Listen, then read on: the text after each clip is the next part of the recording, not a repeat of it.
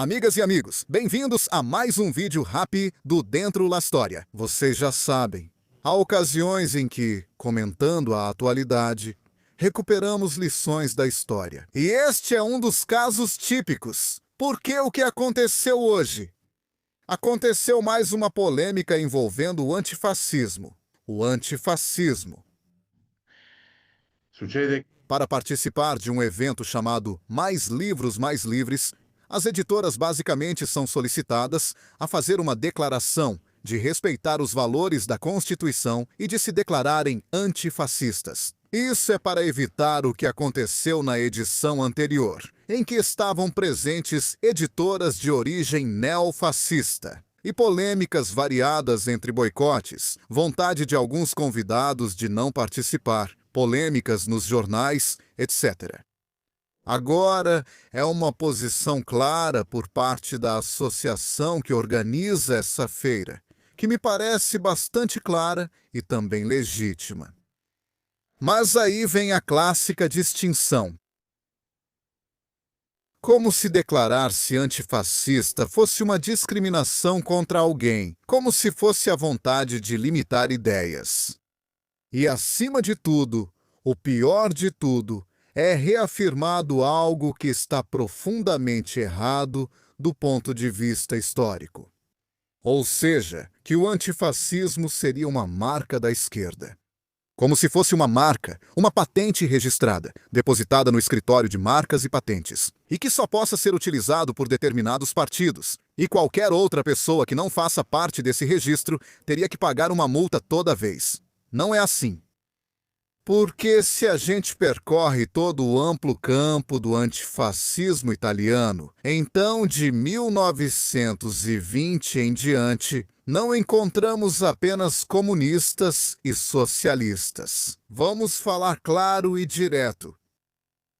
Se eu olho para os comandantes partisãs, e não me refiro obviamente apenas aos comandantes das brigadas Matteotti ou das brigadas Garibaldi, quantos antifascistas encontramos da área católica, ou seja, antes era o Partido Popular e depois a Democracia Cristã, do Partido de Ação, Republicana, Liberal, até mesmo os monarquistas. Quantos encontramos? Muitos. E são também nomes de peso. Alguém como Edgardo Sogno era tudo, menos de esquerda. Vamos falar claramente. Alguém como Radolfo Patiardi não era de esquerda, nem um pouco. Talvez um Emílio Lussu, que era um nacionalista sardo, tivesse alguma simpatia vaga pela esquerda, mas nem mesmo Ferruccio Parri, que vinha do mundo liberal, podia ser definido como de esquerda.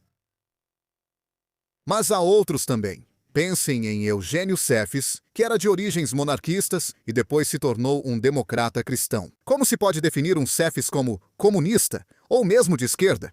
E, no entanto, todos eles eram antifascistas. Então, tem alguma coisa errada. Então, talvez a percepção que temos de um mundo cada vez mais polarizado, ou de um lado ou de outro, ou está comigo ou contra mim, esteja errada.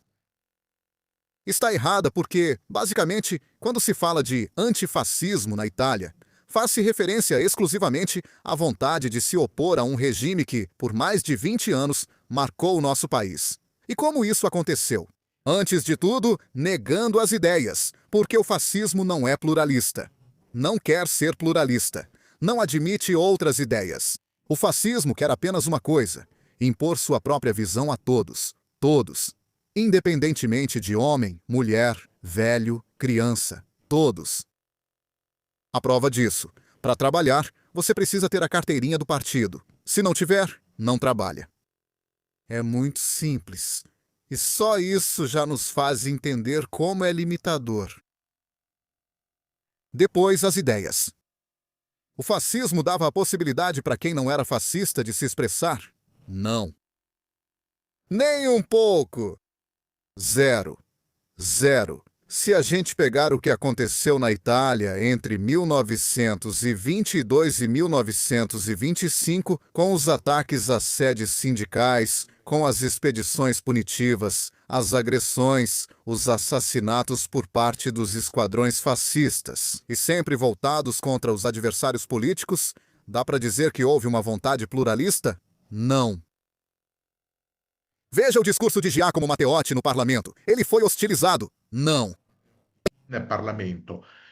Venne Basta ver o discurso do pobre Giacomo. Não só com gritos e vaias, houve tentativas de invadir os bancos. Tudo isso faz entender como se declarar antifascista hoje significa rejeitar aquele legado derivado daquele período, daquela experiência histórica que é algo negativo. E que os pais constituintes e também as mães constituintes, não vamos esquecer, as mães constituintes, quiseram remover e, acima de tudo, não deixar que se repita mais no nosso país, porque uma experiência desse tipo já basta e sobra. Mas não eram todos, me permitam o termo, comunistas ou, de qualquer forma, de esquerda. Aliás, se olharmos para a composição do parlamento, da Assembleia Constituinte que foi, após o referendo de 2 e 23 de junho de 46, escrever a nova Constituição. Mas a grande maioria não era de esquerda.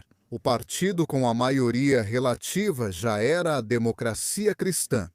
Se juntarmos à Democracia Cristã o Partido Republicano, o Partido da Ação, alguma outra formação minoritária, os partidos de origem, digamos, conservadora, então os liberais, o homem comum, os monarquistas. Temos a maioria absoluta do parlamento naquele momento, com a chamada esquerda da época, que era o Partido Socialista Unidade Proletária e o Partido Comunista, que estavam em minoria. Então, do que estamos falando? Como é possível rotular o antifascismo como um movimento de esquerda? Está errado, está historicamente errado. Então, eu me dirijo àqueles que ainda hoje pensam que o antifascismo é algo absoluto, de domínio absoluto da esquerda. Não, não é domínio absoluto da esquerda. O antifascismo deveria estar dentro de todos nós, italianos.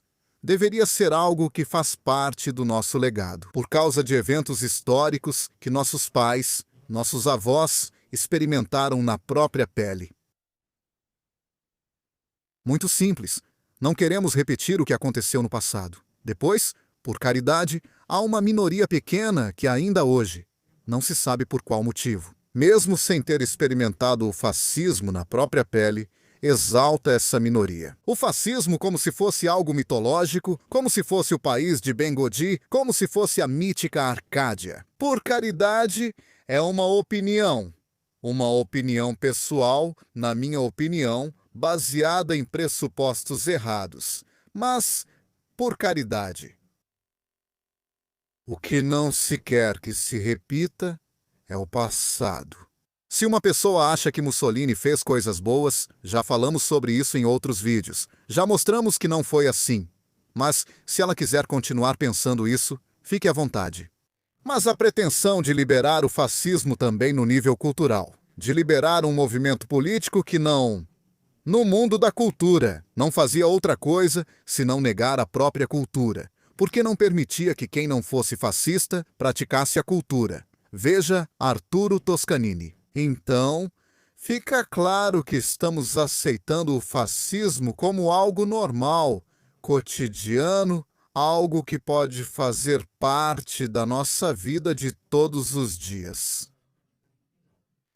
Mas não deve ser assim, porque se nós normalizarmos, aceitarmos o fascismo como algo normal, pouco a pouco o fascismo vai acabar voltando a comandar este país. E então, todos aqueles que hoje falam, aliás, falam demais sobre antifascismo, sobre a esquerda, talvez tenham que rever suas posições.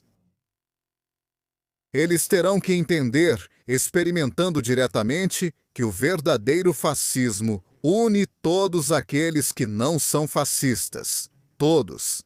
Da extrema esquerda ao centro à direita. Todos. Quero deixar vocês com outra reflexão. São palavras de um jornalista que não pode ser definido nem mesmo póstumamente. De simpatias jacobinas, ele se chamava Indro Montanelli. Montanelli, como já foi dito, não tinha simpatias comunistas, socialistas ou de esquerda. O que vocês quiserem, absolutamente. Ele era um conservador, muito conservador. Mais uma vez disse que, na opinião dele, os italianos não sabiam ir para a direita sem descambar para o cacetete. Devo parafrasear essa frase com prazer. Significa que os italianos, infelizmente, não conseguem idealizar uma direita moderna, ainda que conservadora, mas no sentido britânico, no sentido francês, até mesmo no sentido americano. Sem exagerar, sem acabar na extrema-direita e, portanto, em desvios. O fascismo é isso, é o nosso problema como país. E desse problema e da vontade de polarizar, ou de um lado ou de outro, ou direita ou esquerda. Chega-se a essa aberração, a pretensão de definir o antifascismo, que deveria ser um patrimônio comum de toda a Itália, de todos os italianos e italianas, como algo restrito a uma parte política. Então, vamos começar a afirmar isso com força e clareza. De uma vez por todas, o antifascismo não é de esquerda. O antifascismo é de todos, exceto dos fascistas. Bom domingo a todas e a todos.